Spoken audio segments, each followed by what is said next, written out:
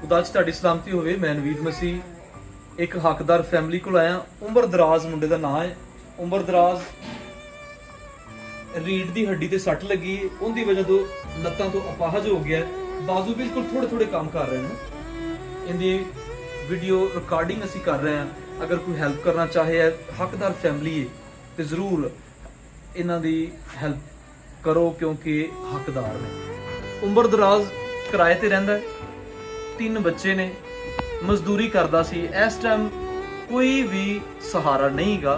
कोई दोस्त कोई ऐसा भरा कहंदा वे कि मेरे को गड्डी दा किराया किसी ने किया। खुदा अच्छा करेगा। बाजी दी गल सुनिए, कह रहे ने कि फैक्ट्री विच काम करदा सी लेकिन फैक्ट्री नहीं जा रहा ते इसलिए अज घर भी कुछ नहीं बनाया।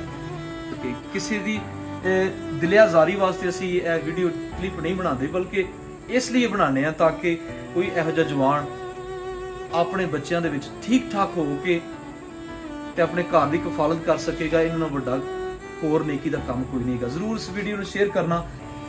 चाहे परवान वास्ते 5-6 हज़ार रुपया चाहिए, 4,000 रुपया 5,000 रुपया तो गड्डी वाले ने कहना है लैके आओ।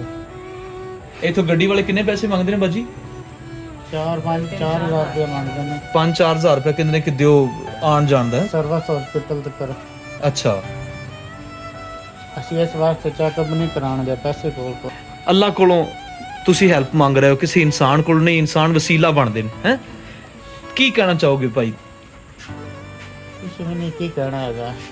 ਹੈਲਪ ਦੀ ਗੱਲ ਹੈਗੀ ਹੈ, ਜਿਹੜਾ ਕੋਈ ਇੱਕ ਬੰਦਾ ਹੈਗਾ ਹੈਲਪ ਕਰਨਾ ਚਾਹੁੰਦਾ ਹੈਗਾ ਤੇ ਅੱਲਾ ਉਹਨੂੰ ਅਜਰ ਦੇਵੇਗਾ।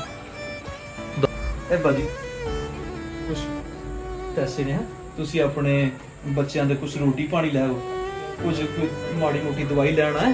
ਯੂਰਨ ਦਾ ਬੈਗ ਲੱਗਾ ਹੋਇਆ, ਹਿੱਲ ਨਹੀਂ ਸਕਦਾ ਬੰਦਾ। ਇਹਨੂੰ ਪੈਂਪਰ ਲਗਾਉਂਦੇ ਨੇ,